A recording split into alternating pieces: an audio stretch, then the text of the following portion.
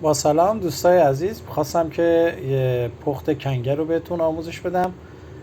خب اول میایم که پیاز و سیر و نمک و ادویه و اینا رو با هم قاطی میکنیم. بعد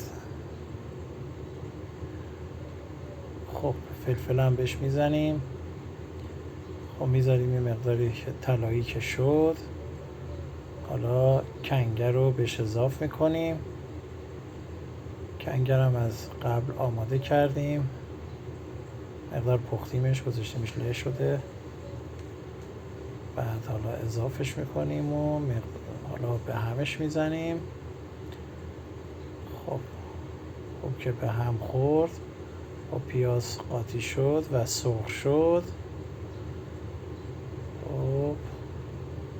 خب به همش میزنیم و میذاریم بله سرخ بشه به این شکل.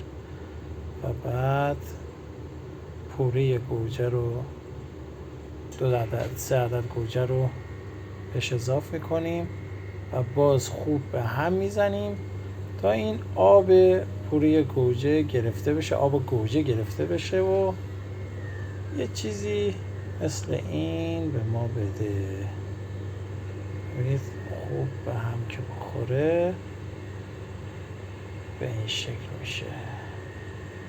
خب میذاریم آب و گوجه تبخیر بشه، گرفته بشه و در نهایت این به وجود میاد و حالا این هم سرو غذا.